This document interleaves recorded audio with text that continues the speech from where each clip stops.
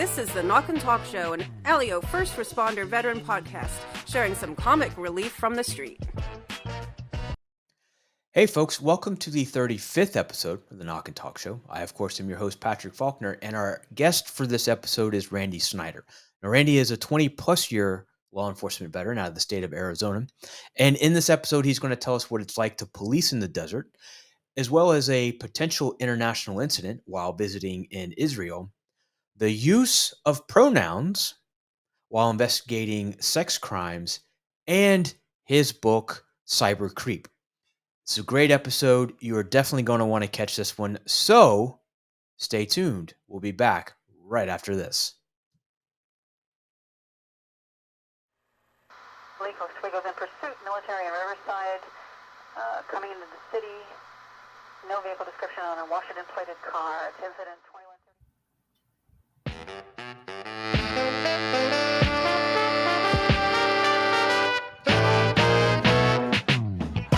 All right, ladies and gentlemen, welcome to the 35th episode of Knock&Talk show.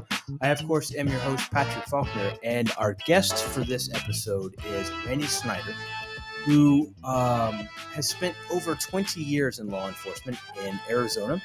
And bless his heart, he said it was only 90 degrees this morning. And we had a little banter before I hit the record button. And folks, this is going to be a great show. Randy, thank you so much for coming on, being a guest. I'm happy to have you here. Why don't you tell us a little bit about yourself, and then we'll get into the stories.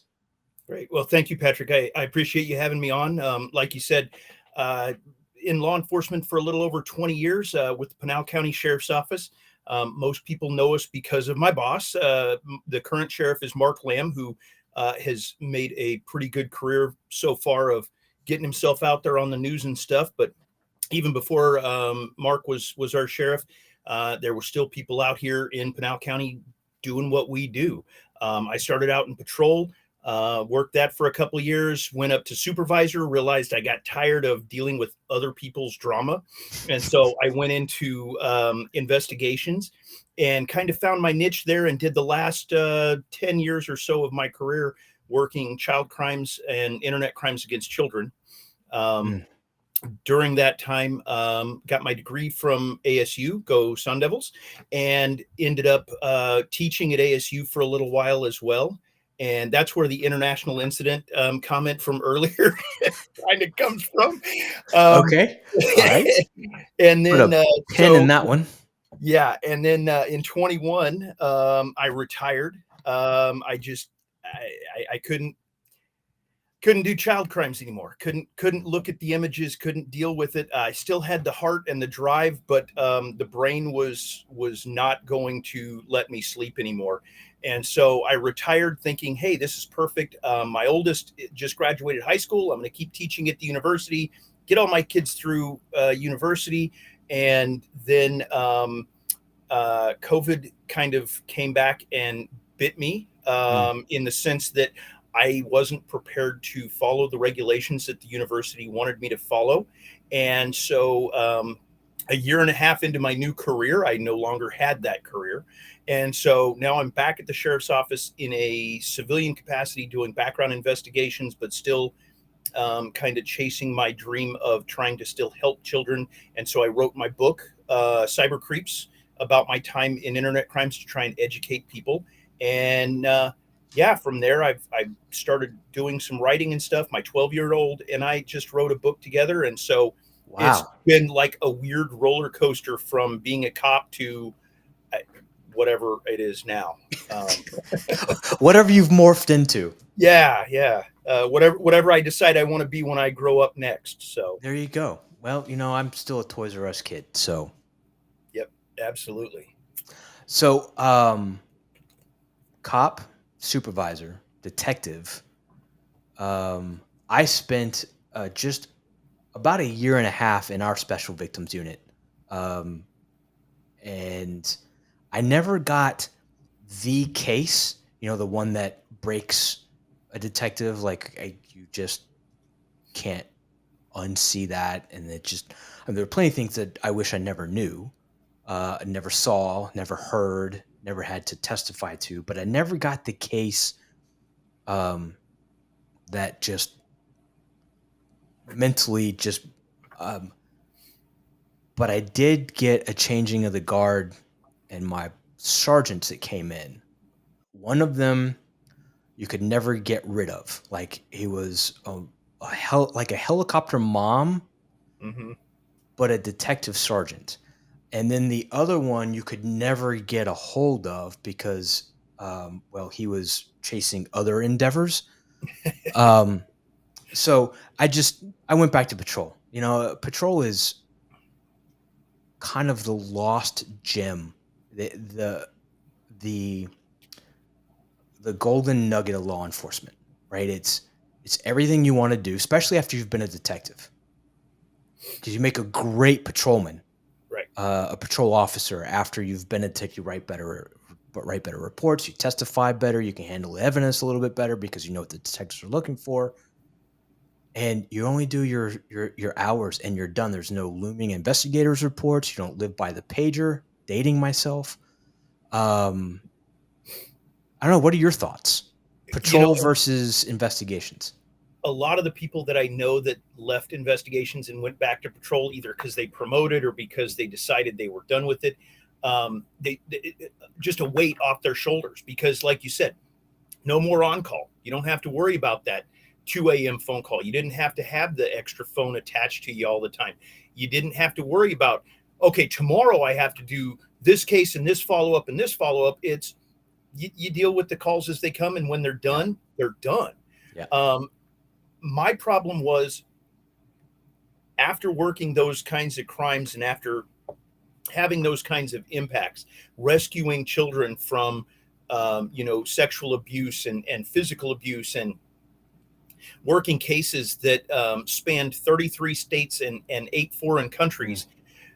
The last thing I wanted to do was go back and deal with somebody on a barking dog call, because I knew Fair. that if I got that person that was complaining that my neighbor's tree branch is hanging over my side of the fence, I was probably going to go off on them about, the reality of the world and the fact that there are more important things in life. I knew, well, I shouldn't say that. My wife knew that I was burnt out, and my PTS from too many years of doing child crimes was there. I didn't recognize it until after it had been there for a while. And then she hit me over the head with it enough times that it finally sunk in. And I think that going back to patrol would have been very difficult.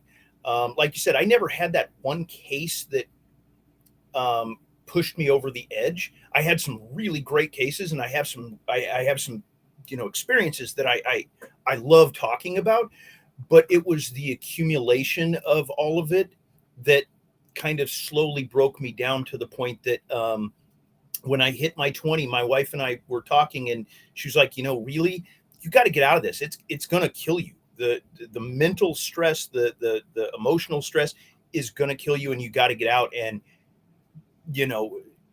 God bless her. She talked me into it, and I got out. And I'll tell you, as much as I loved doing what I was doing, I love not doing it a whole lot more, just because I'm able to spend the time with my kids. I'm able to sleep, and I'm able to have that sanity back that I didn't realize I had lost until it was like way gone. Right. Yes. And that happens to so many people in this profession, not just the child crimes or investigations, just the average person may encounter 2 or 3 traumatic incidences in their life in a 20-year span. The average law enforcement officer experiences over 700. Right. I saw that figure thrown out, I guess it was last month, but that absolutely true. I mean, that's just what some people call the absolute worst day of their life, we call Tuesday. Right. So, and we're going to do it again on Wednesday, and people don't always consider that. I know I didn't consider it when I was a 20-something idiot who watched too many episodes of Cops and thought I was going to get to, go chase bad guys. When I got in, it was, it was the best job in the world because I got to stay up late, drive fast, and play in traffic. I mean, what better was there? Nothing. But there's that dark side that we don't Oh yeah. consider, and that the cadets don't consider, and that the new cops don't consider until they're confronted with it. And you hope that they find the right resources to be able to cope with it appropriately. And I did some, I didn't some. I had a fairly good relationship going with Jack Daniels for a little while, just because, that's what idiot cops do, is we find ways to cope that aren't healthy. Yep. But then if you're lucky, you find those other ways that pull you out of it. And now I can look back at my career, and there's some laughs and there's some tears, but there's some really good feelings about it. And now I'm just out there to try and share that, and really keep trying to educate people on just how evil the internet is. And yeah. There's all this debate about so much more than Google or Bing or Yahoo. It's so much more. That's just not even the tip of the iceberg, right? I mean, that's like the snowflake on top of the tip of the iceberg. It's such a evil, dark place. Right. And for as wonderful as it is, I mean, don't get me wrong, I love not having to buy a new set of Encyclopedia Britannica every couple of years to find out what's going on in the world. Dating myself. Yes, I'm older than Google, and my kids laugh at me for that. Yes. It's great from that sense. I mean, when in high school, I thought, man, I'll never have to do algebra again. And my teacher said, you'll never carry a calculator in your pocket. Now I look at it and go, yeah, I do. Yes, I do. Yeah, it's great. I can, but I have to laugh because I was helping my daughter with an English assignment the other day, and she goes, Dad, how do you spell this? Oh, wait, never mind. Siri, spell this. And I'm like, oh, there's a dictionary right over there. And I know it's paper and that's hard, but come on. Oh gosh, speaking of the encyclopedias, my mom still has the World Book from when the year I was born, and the World Book from when my brother was born, and a full encyclopedia from like 1979. Wow. It's like a gem. Yeah. When we cleaned out my grandpa's place when he passed, we found an old encyclopedia set that they had bought when my mom was in school, so that they would have that reference manual. And I'm looking through it and I'm going, wait a minute, you're missing an awful lot of history here. I mean, this is, you haven't even gotten to Watergate. What's going on?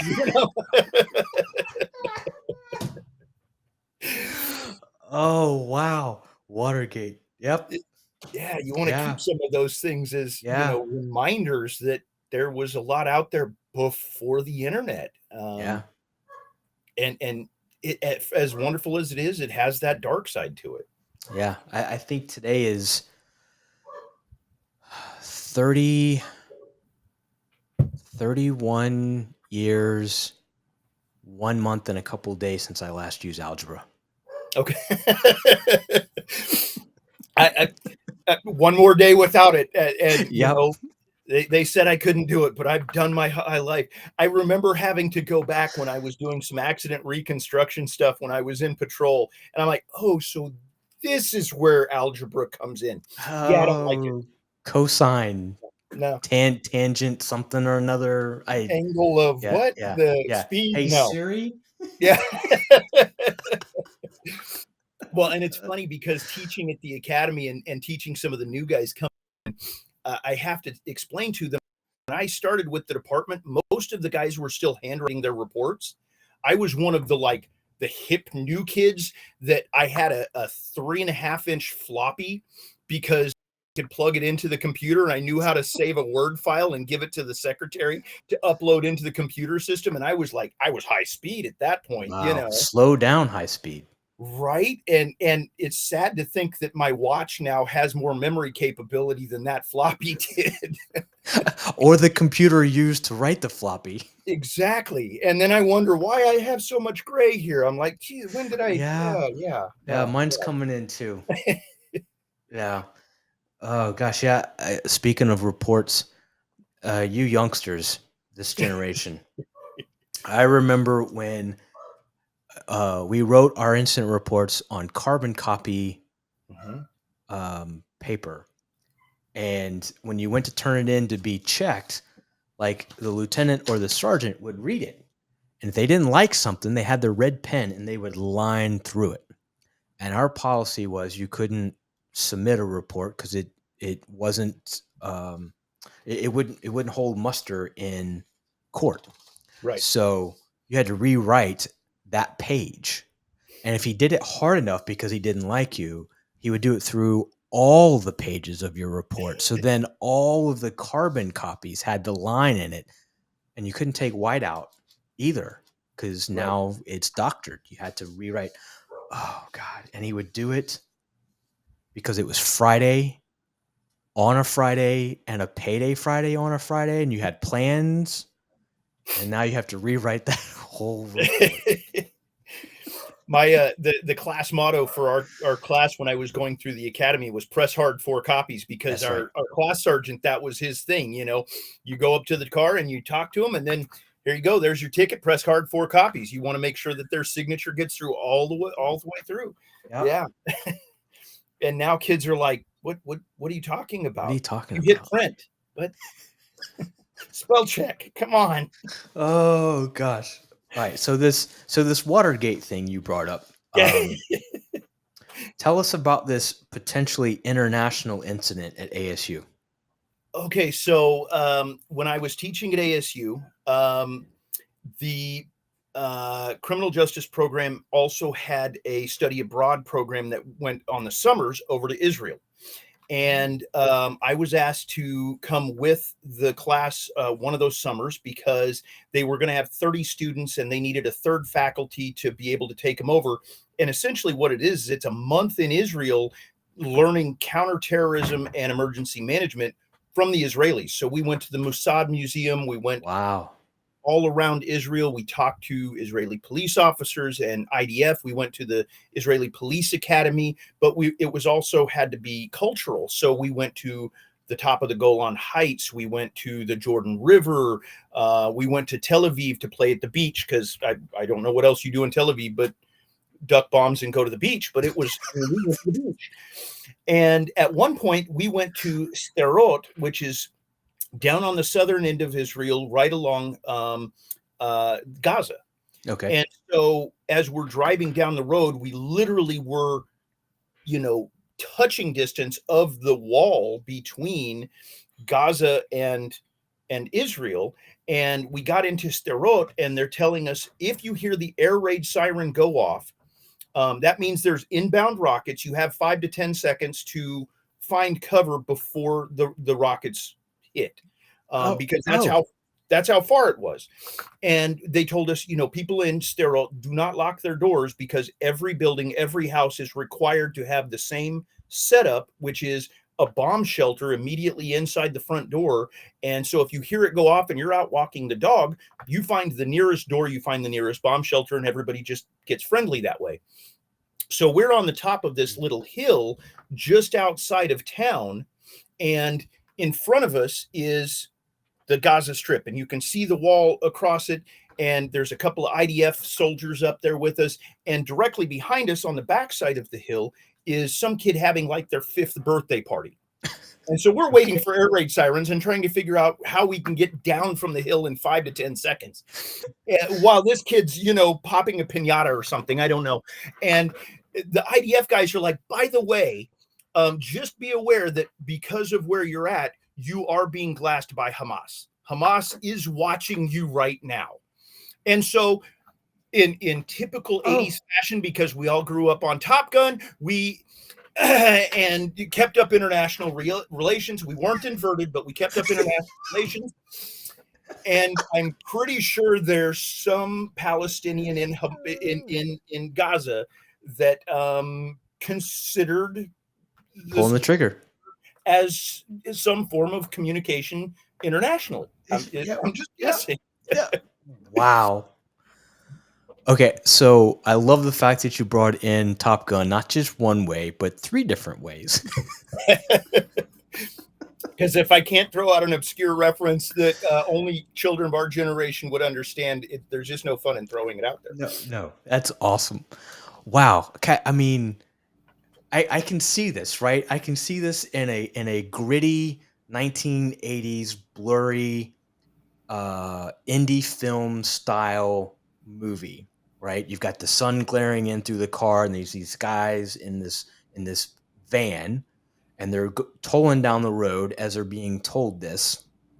And I don't know, the hero of the story is looking out of the window at the kids slinging at the pinata, and then looking up and seeing the glimmer from the glass. Yeah. Yeah.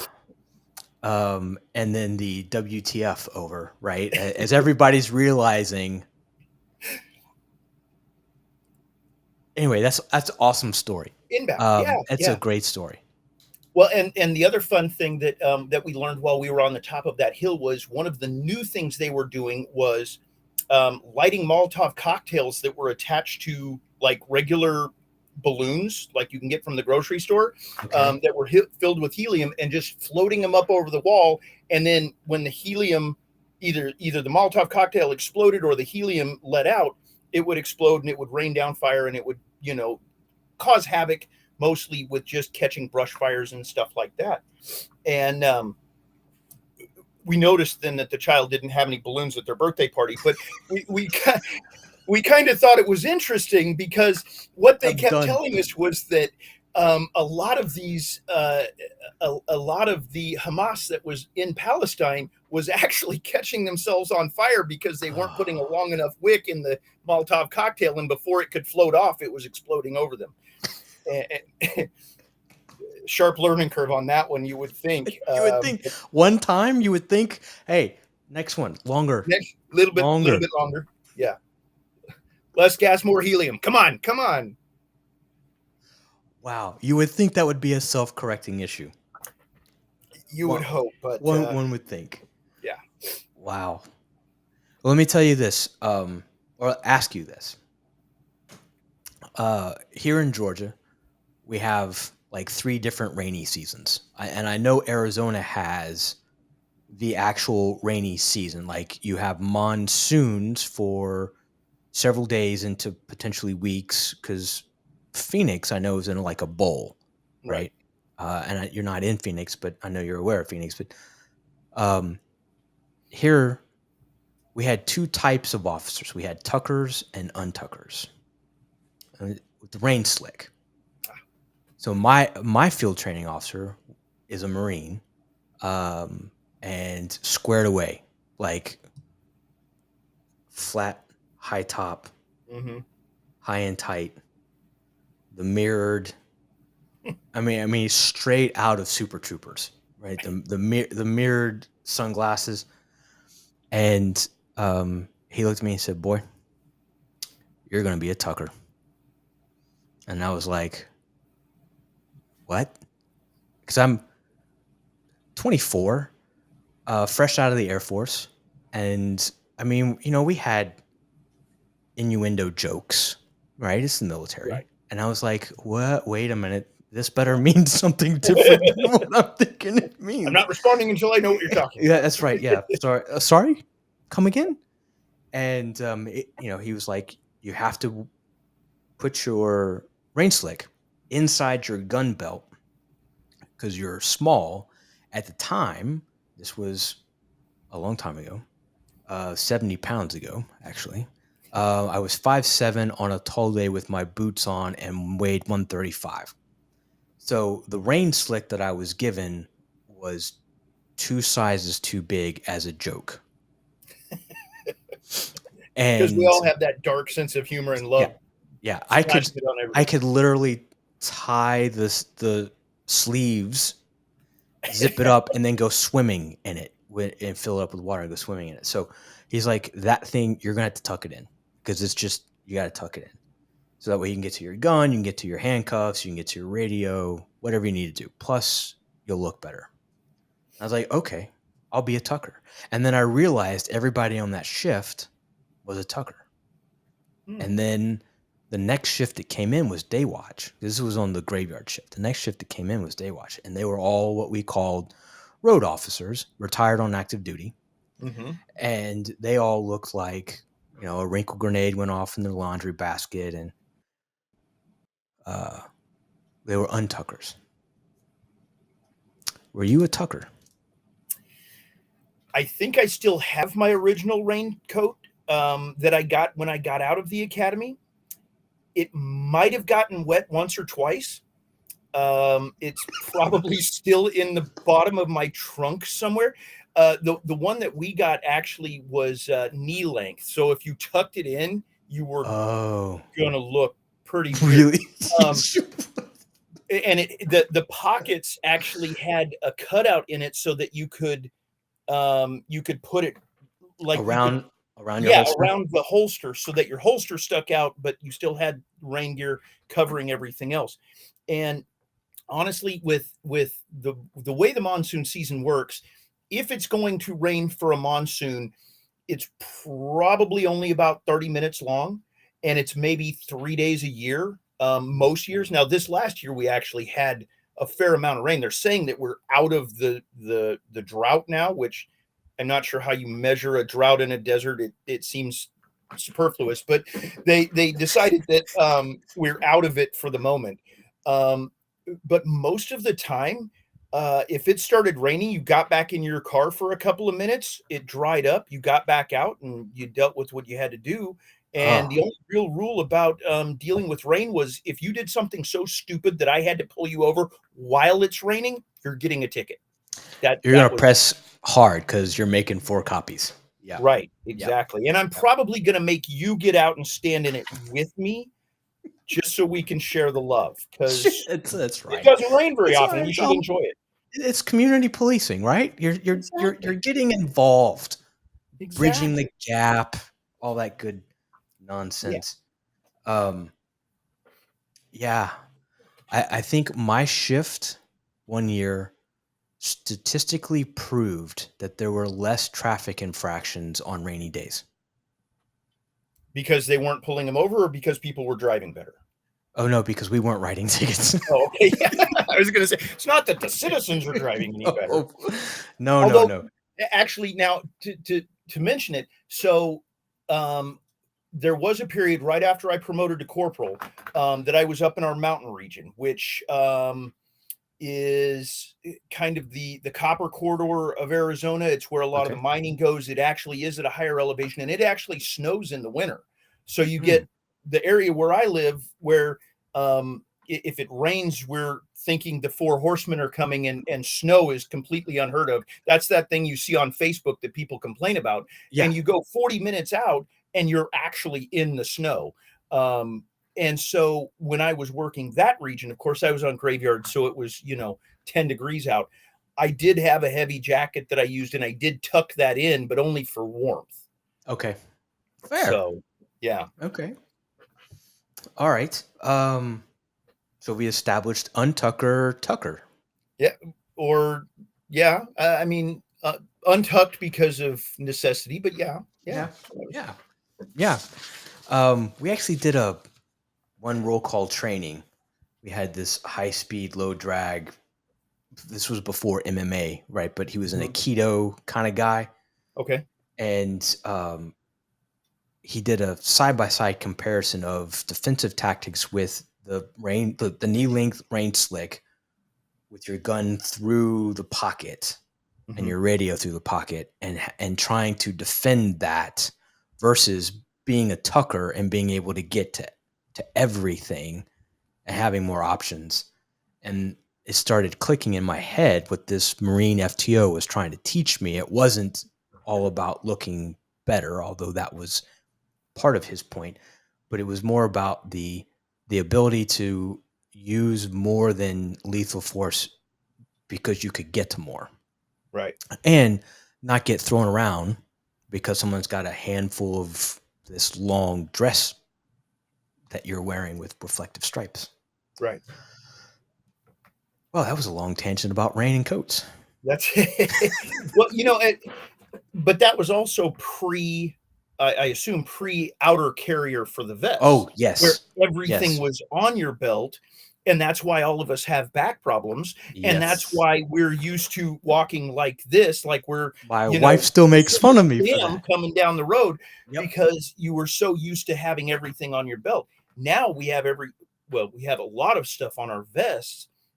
And so even with the raincoat, you can get to that, or you do what we did when it was cold and we had the winter jacket, was you put your winter jacket on, you tuck it in, then you put your outer carrier over it so you can still get to all of the accoutrements and not have to worry about freezing.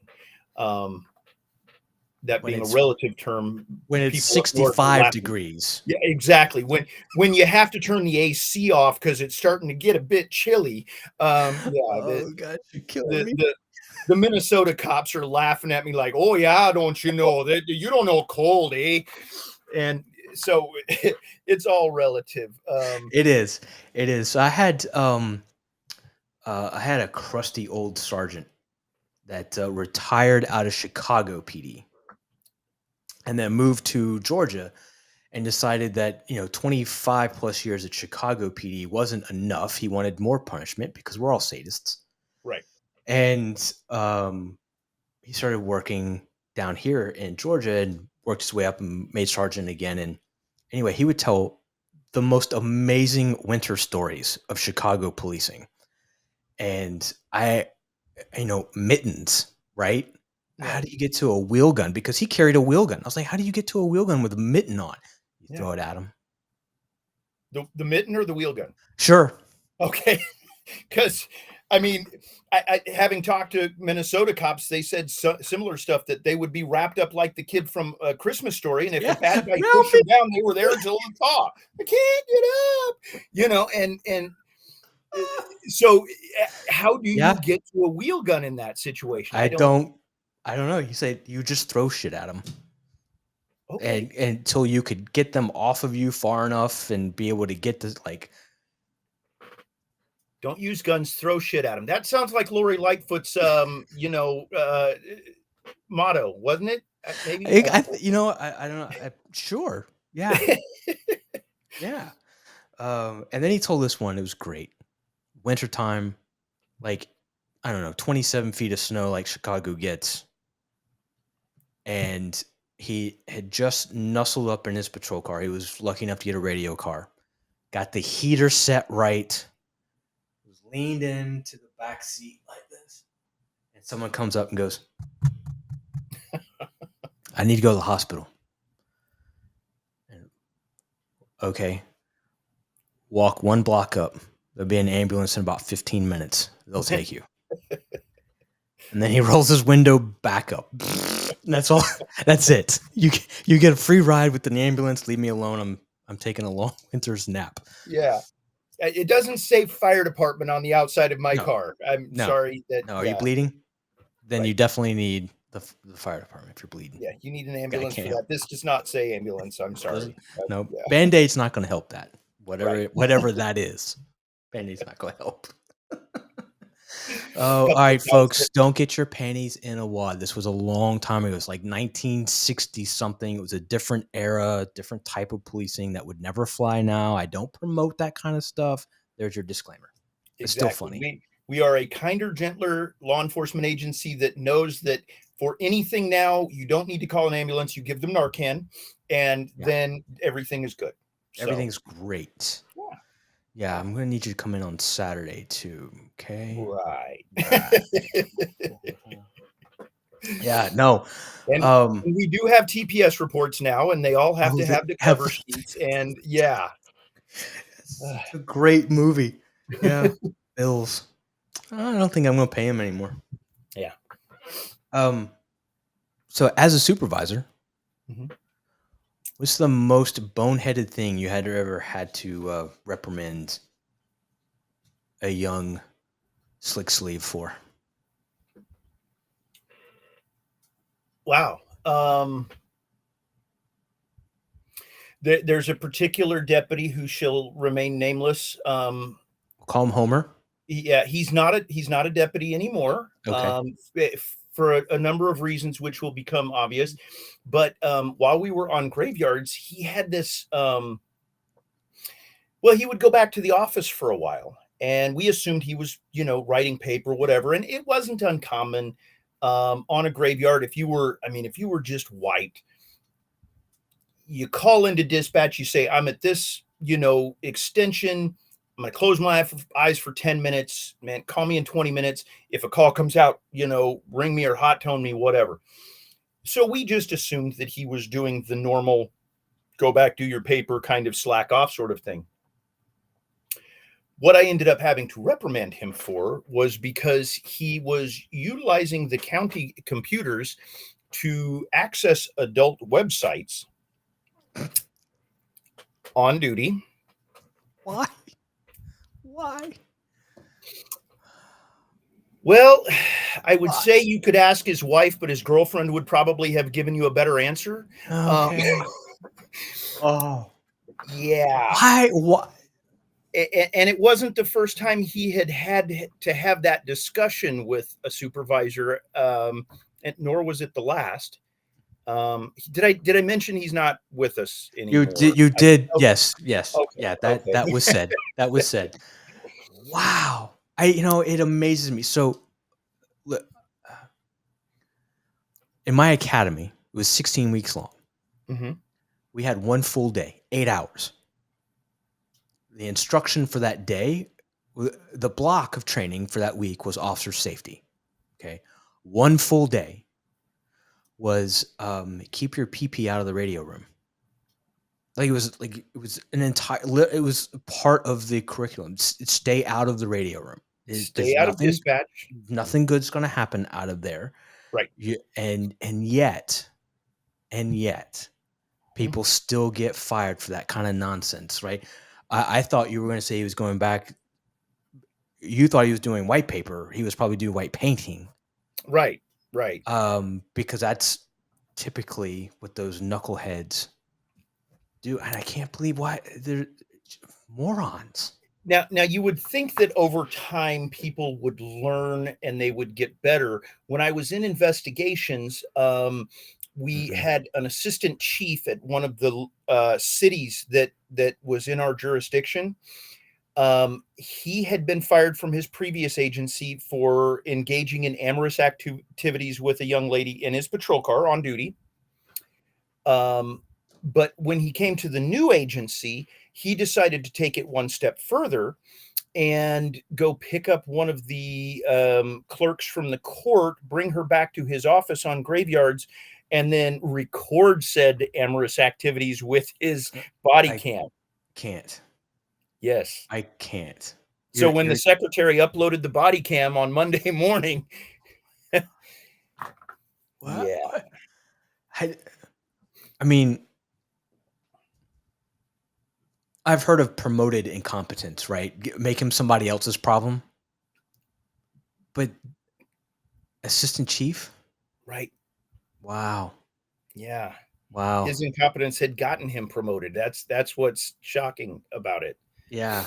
All right, kids, let this be a lesson to you. You're going to get caught.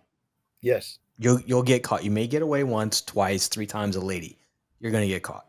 Eventually gets uploaded to the computer system and then we find it. So when you do get caught, it's not going to be the still photograph that you snuck a peek at.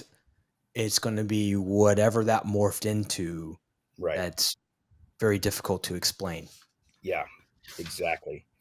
All right. Third watch. So, folks, there's a pre-show questionnaire that I give out to the guests so that I can get a little acquainted with them before we get acquainted. And on this, I ask, what's your favorite cop or fire show? Most of the time, it's Cops or Hawaiian 5-0 or something like that. Third watch, the early season specifically. Brother, I am with you 100%. It eventually got kind of weird. It got really weird. It did. But Bosco, do you remember that character? Mm-hmm.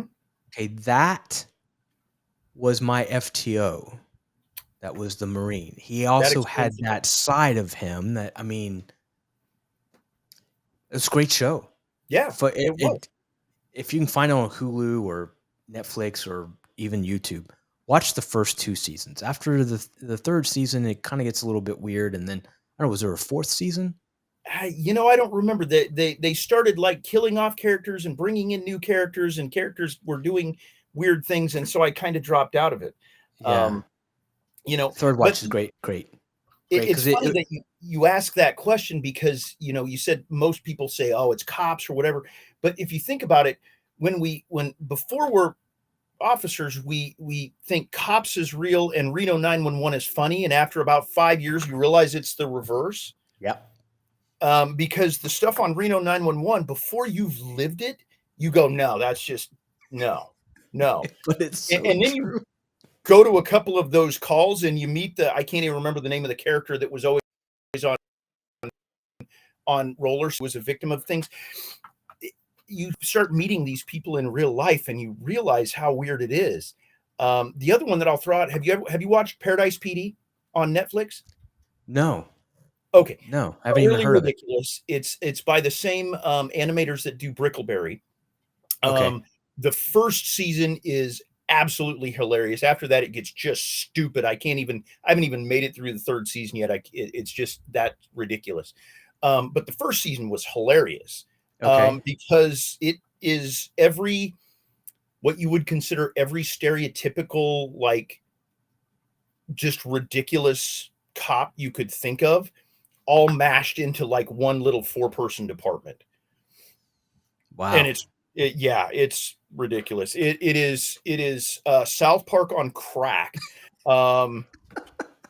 centered around a small town PD that is just ridiculous. So Paradise Cops? Paradise Police. Paradise PD. Paradise PD. And there's one episode where so the chief of police's son has finally gotten hired on. He's wanted to be a cop all his life, and the chief hates him, so he just kind of brushes him off on everything. And one day he has to go in and give a talk on safety to a bunch of kids, and so he's Molesto the sex crimes dog, and it is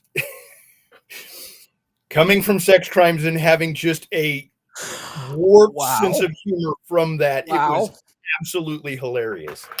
Yeah, that's fantastic. Molesto. Molesto. It's not for kids. Not for kids. No, this is children. Do not attempt that at home. It is for trained professionals only. You have to be within the acceptable range of crazy to do it, or to view it, because only those of us who run toward gunfights are within that acceptable range of crazy. Okay. So yeah. Agree. Okay. We got something else in common. You mentioned, so another one of the questions is, who was your childhood hero? Right. It could be a real person, comic book hero, movie, actor, or whatever. Real life. Your grandfather's name is the same as mine, Clyde. And my grandfather, Clyde, was a hero of mine as well. One of the reasons why I joined the Air Force.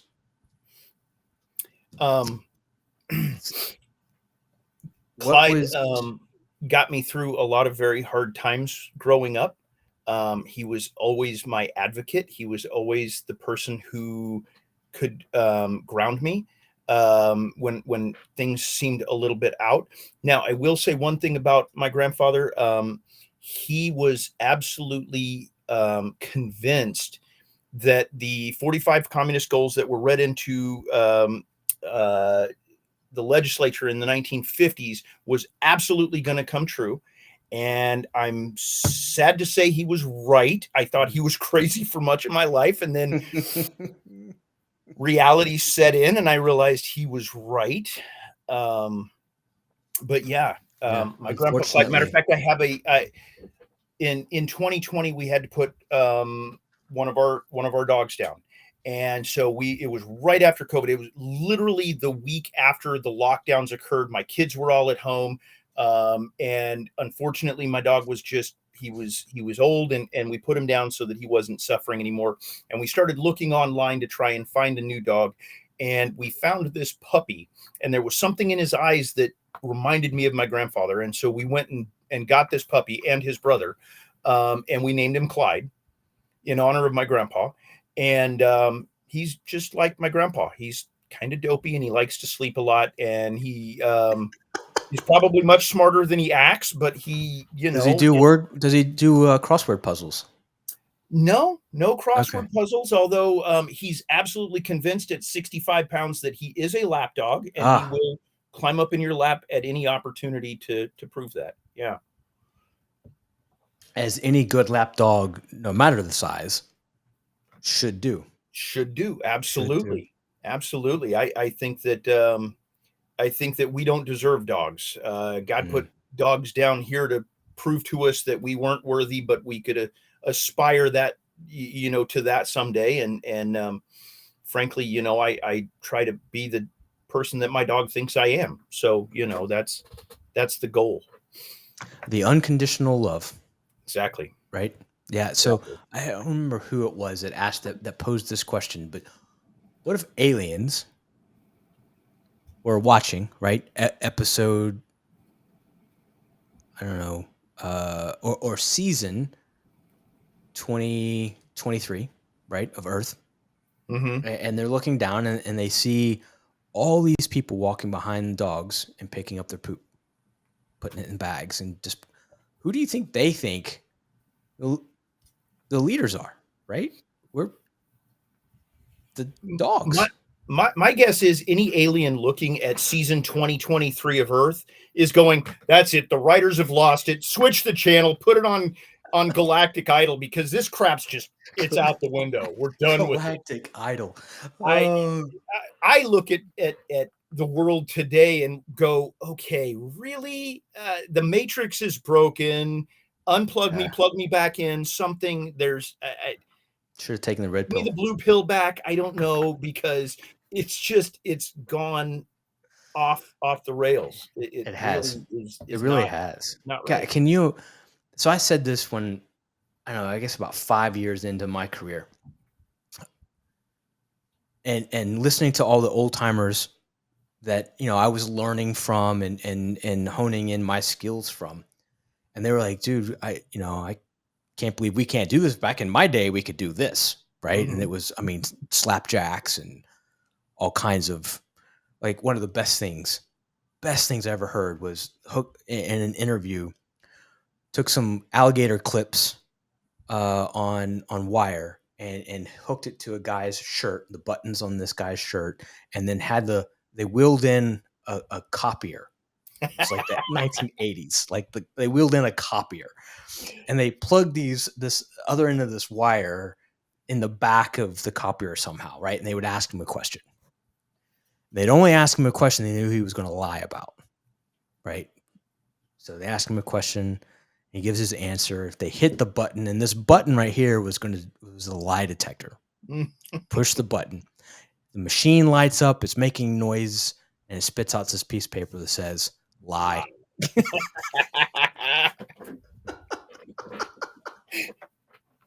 Oh, we can't do that kind of stuff anymore.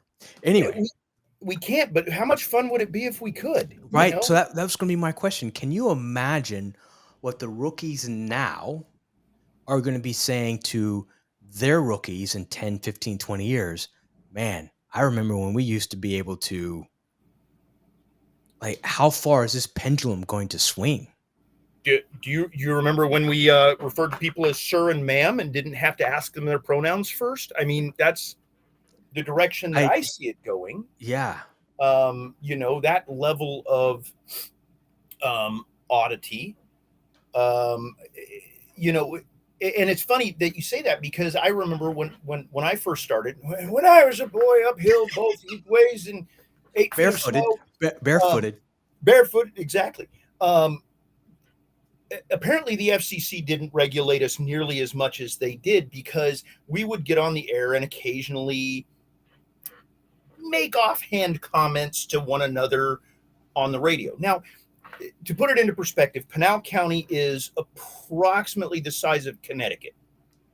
Okay. So we cover fairly large areas. There were times where I was covering a beat of about 700 square miles by myself. For the entire county, there might be a dozen people on. And so there wasn't a whole lot of radio traffic. It didn't get real busy. There was big distances in between. There were times where you'd have an hour and a half code run to back somebody up. Oh, God, I can't So imagine. very self-sufficient, but then also very loose on regulations and things. And so there was one particular deputy that was famous or infamous, depending on how you want to look at it, for cracking a beer. I mean, the minute he went off duty, the minute he was 10-7, you knew he had one in his hand, maybe before he checked out, but at least you knew it was there. And so somebody started playing Alan Jackson's Papa Top every time he would go 10-7. That's So awesome. you'd hear him check off on the radio, and then the next transmission you'd hear is Papa Top again. That's Because we could get away with that. yeah. We had another deputy that, and I don't know how she got this. Her dad was a major in the department at one point. She was one of our canine officers. Then she was a sergeant. And whenever she would check on, it was right after Toy Story was out. And so when she would check on, you'd hear Woody key up and say, "You're my favorite deputy." We could get away with that sort of thing and have fun with it. Yeah. And now, if No you way. tried to do that, you'd have lieutenants and captains breathing down your throat. You'd have who knows what kinds of federal investigations on Oh my your gosh. head. Yeah. We had one guy. So I'm a bit of a Star Wars geek. That's in here. I like to say aficionado, but Okay. my wife says geek, so I go with that. And it's well known through the department that I'm a Star Wars fan. So one night, we get a call way down the mountain region, probably easily an hour and a half from where I was working, of a guy running around town wearing nothing but tinfoil and a Darth Vader mask. Bless his heart. The deputy that worked that area managed to key up and go, "Yeah, do you have a 20 on 1193, which is my badge number," asking maybe if I was in the area or something. And I had to verbally utilize some international relations with him. And yeah. But we, again, even something as simple as a joke like that, we wouldn't be able to get away with now. And so No. it is kind of interesting what the current generation is going to be telling in 20 years of, these were the shenanigans we pulled that are probably pretty tame compared to Oh, some of absolutely. the things that, that we've done. Yeah, absolutely. Because the old timers before us, 'cause we're relatively the same age, Mhm. and time in service, right? So the old timers before us, though, I loved listening to their stories because of the latitude that they were given to be able to solve the crimes, right? To be able Right. to help the people, to be able to do the problem solving and have fun. Right. And have fun, right? And that's one of the purposes behind this podcast, is to remind officers that you can have fun at work. Absolutely. Different type of fun now, right? Not as fun as 20 years ago, 40 years ago, 60 years ago, but you can still have fun. You can Right. still enjoy work. It doesn't always have to be dark. And you can laugh, especially when there's a tinfoil man walking around with a Darth Vader hat. And, we had fun by doing stuff like filling the mailbox full of OC and then hardening foam so that the guy couldn't get his paycheck out, because there was no such thing as direct deposit. He had to chip away at it. And when he did, it released the OC, and then he finally got to his paycheck. And that was fun. That would be Harmless- fun, unless you were harmless the one shenanigans. chiseling out. That would not be fun. Right. I mean, it was very Farva-esque in its hilarity that we got to deal with. I don't know what they get to do today with as much of the political correctness as there is, but There yeah, could go out be and no Team Ramrod. There could have. not be a Team Ramrod. Listen, Meow. Back in my day, you could have some fun.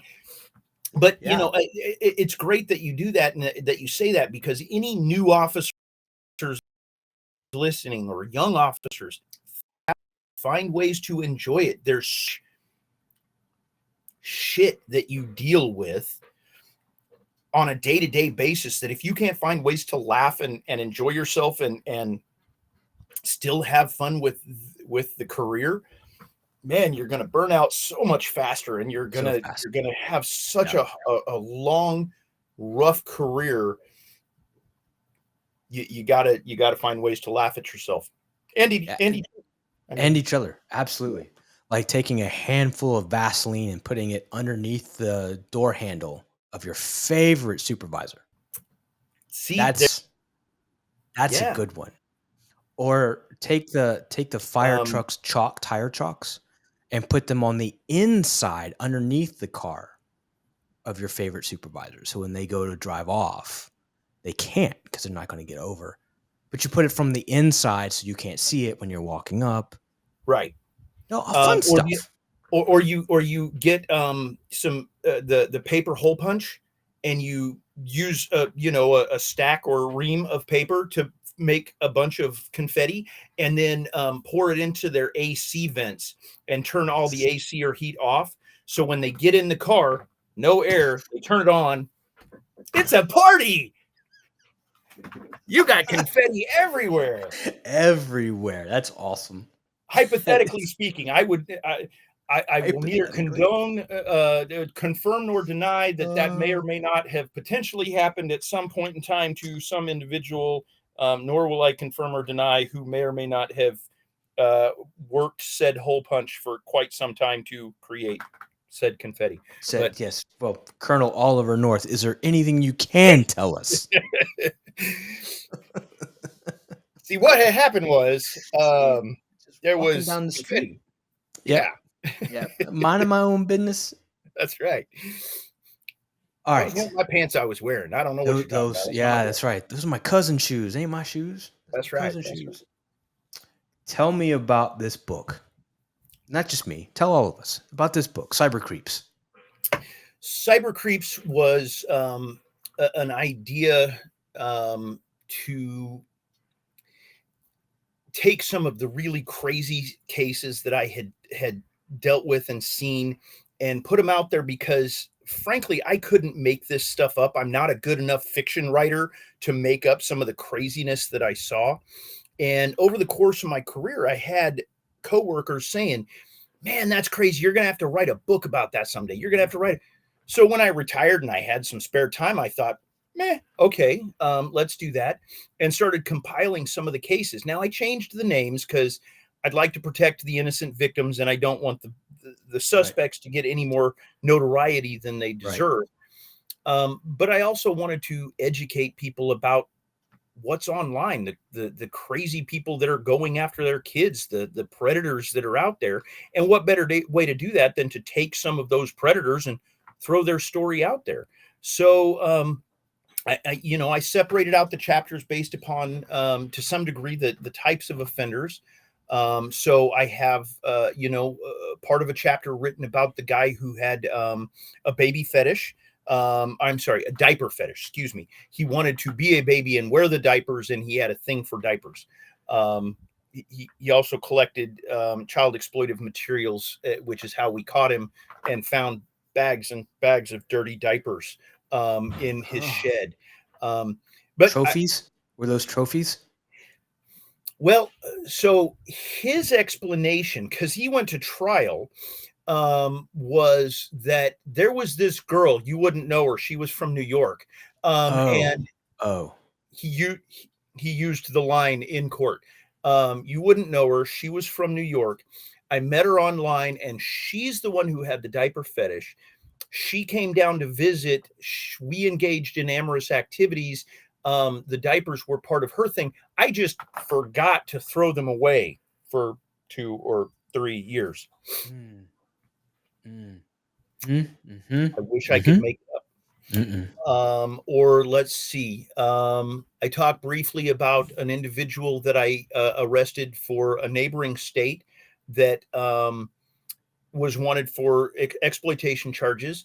And when I went to go interview the individual, and you'll hear me play the pronoun game here in a minute because I have to be very careful about how I say this. This individual was a pre-op transgender demi-pansexual brony. Hang on. Yeah. What? One more time, Clyde? Yeah. Pre-op transgender demi-pansexual brony. Okay. Right. Okay. I think the clinical term is fucked up, but I'm not a psychologist. I've only seen one on TV. So Fraser.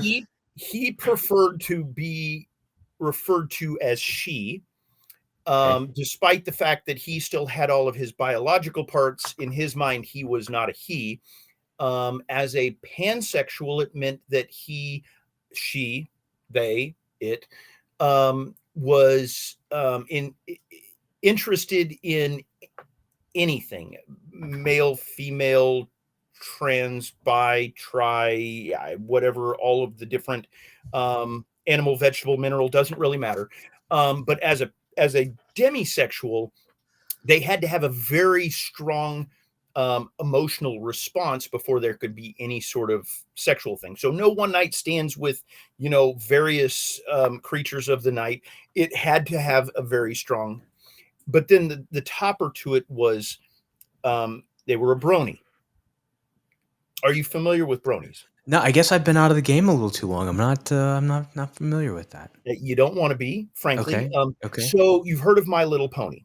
I have, yes. Yes, the cartoon television show designed for like 4 to 6-year-old girls. Right? Yeah. So there's an entire subsection of our society that, much like you may have an affiliation for Star Trek or Star Wars, or you may be a super, geek when it comes to, say, The Hobbit and Lord of the Rings. Well, these are adult males who have that same affinity for My Little Pony, up to and including the point that they create their own pony persona. They create their own backstory for said pony. They have their own little cutie marks and things like that. And this individual had gone so far into bronyism that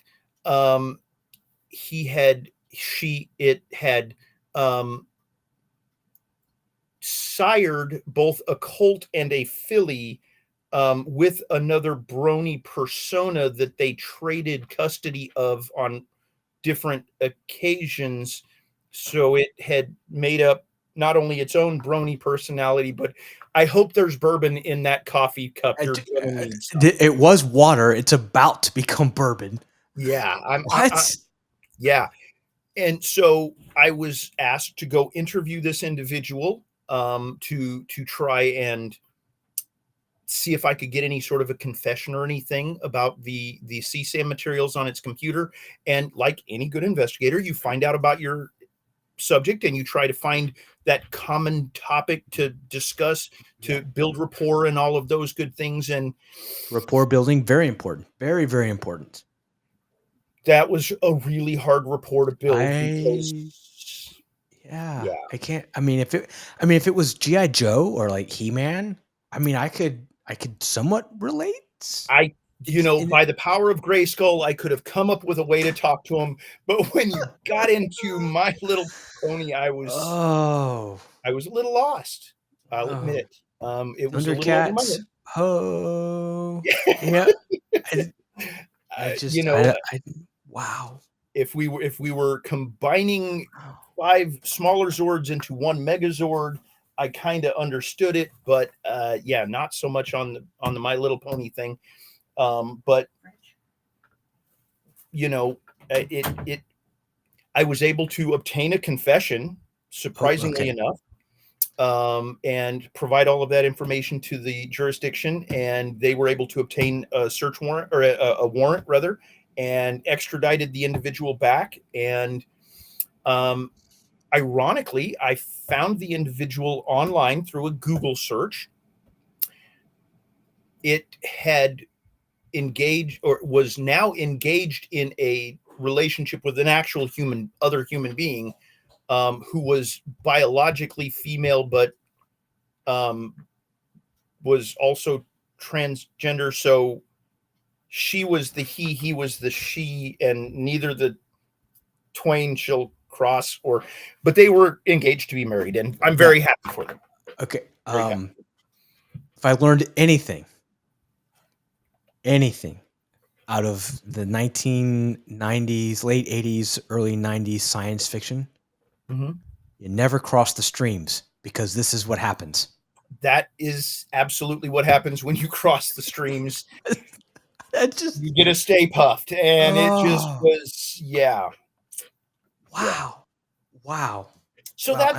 that's my book in a nutshell. I have That's a great book. That is so. There's another book, Mhm. And I think Jerry Seinfeld may have published the book or put it together, but it's called Letters from a Nut. Okay. And it's letters that he found that this crazy individual just wrote to hotels and restaurants about random stupid stuff, right? Cyber creeps. This is one. You're right. You can't make this stuff up. Like I mean, I have my own experiences from both patrol and investigations. I mean, I did a year in burglary before I was transferred over to special victims. And I mean, I had a guy that was grooming the entire neighborhood of children, and the ages ranged, right? And he got sloppy and started to groom one too soon, too young.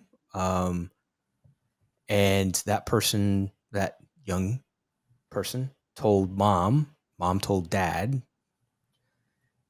He's now in prison, but he would take the fingernail clippings from the kids. Like he would have them do the turkey hand drawing, for mom and dad. He'd have them do 2. He would keep 1, and he would clip their nails for them if like they were too long, and he would then glue them on the hand, on this piece of paper, and then he would cut the hand out, right, and then put that on his glove, glue it on his glove, and now that is what he would use for his excitable moments after the kids left.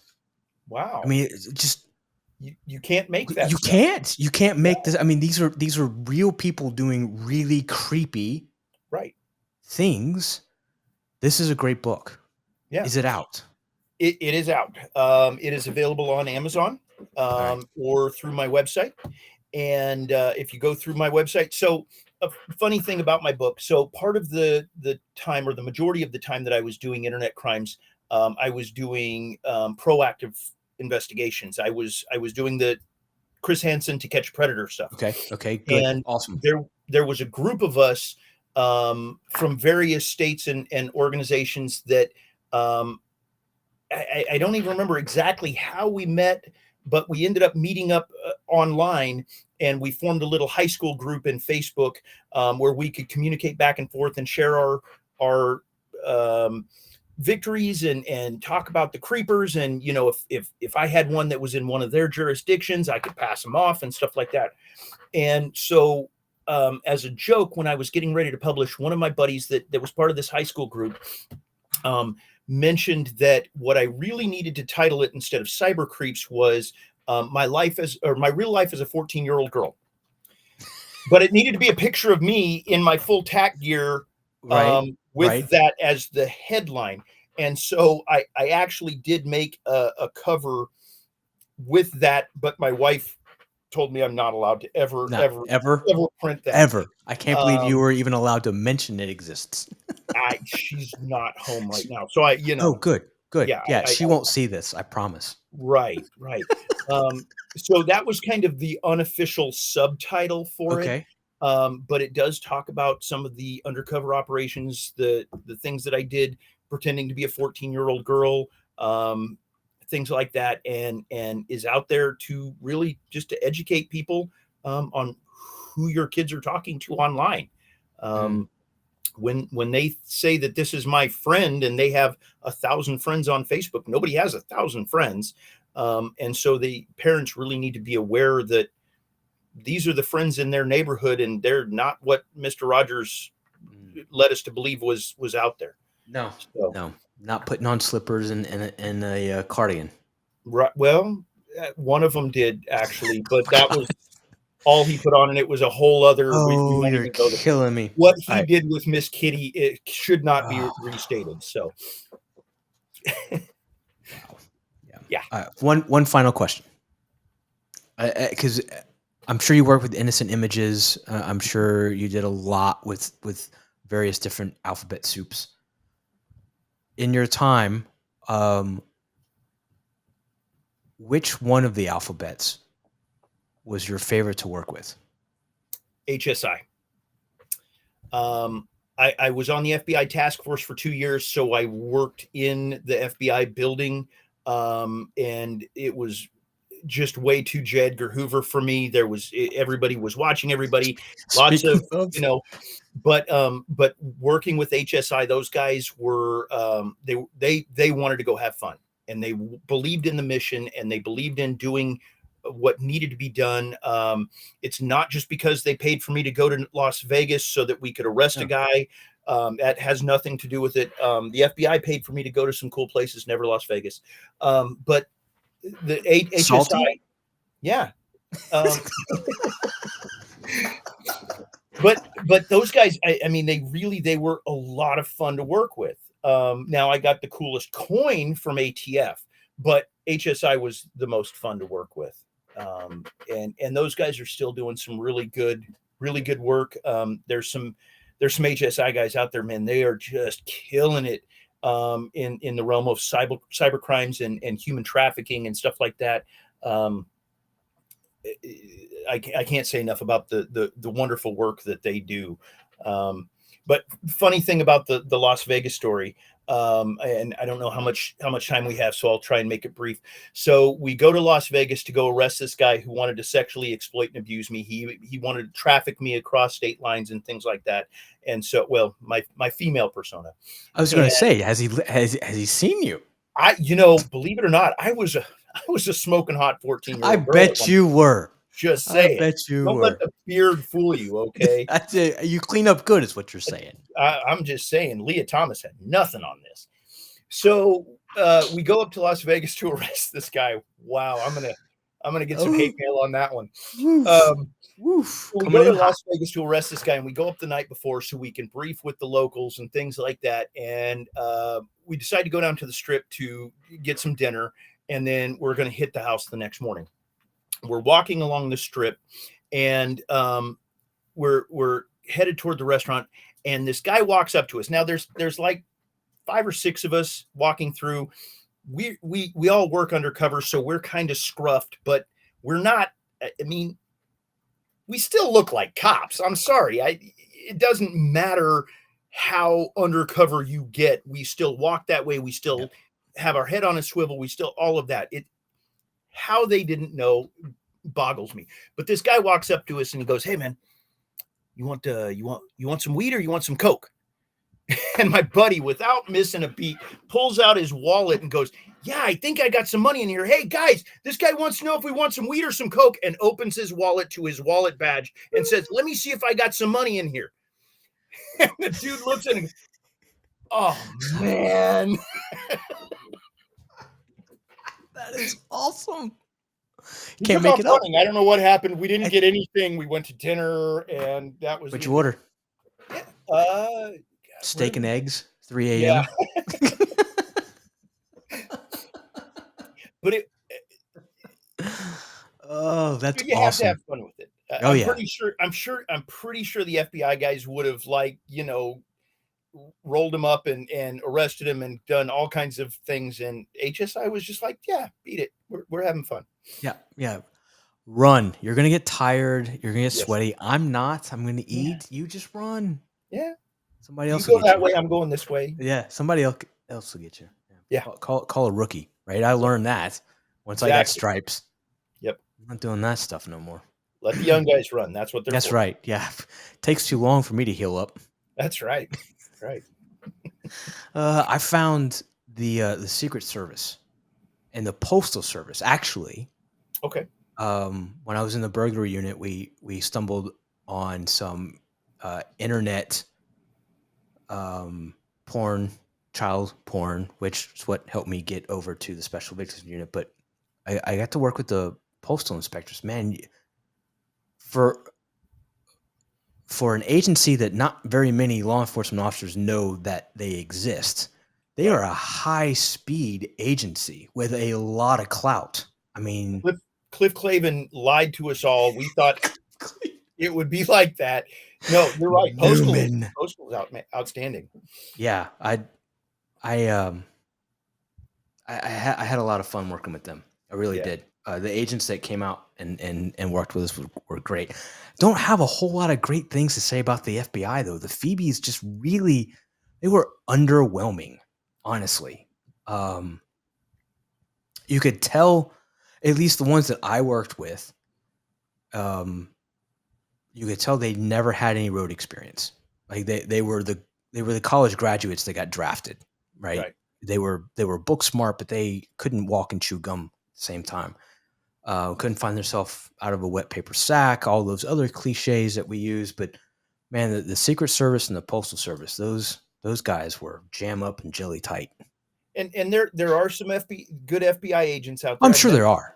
I'm sure there are outstanding jobs, but by and large, you're right. The bureaucracy had taken away their ability to do policing.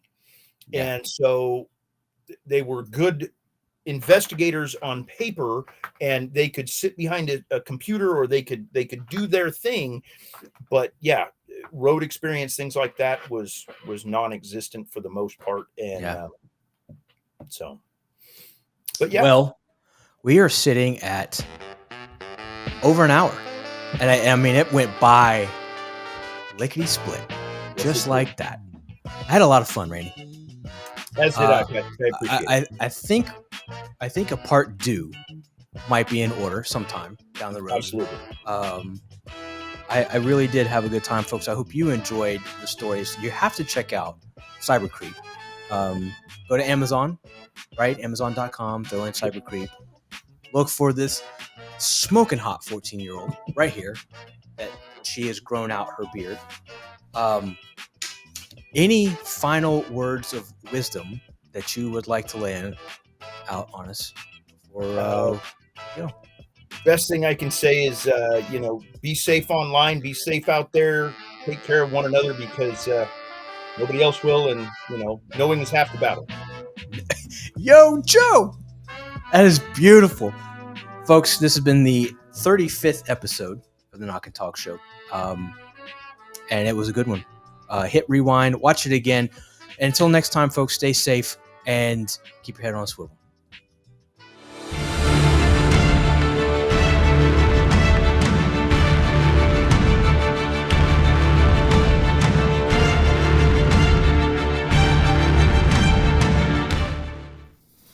The Knock&Talk Show is a certified veteran-hosted podcast. Show your support.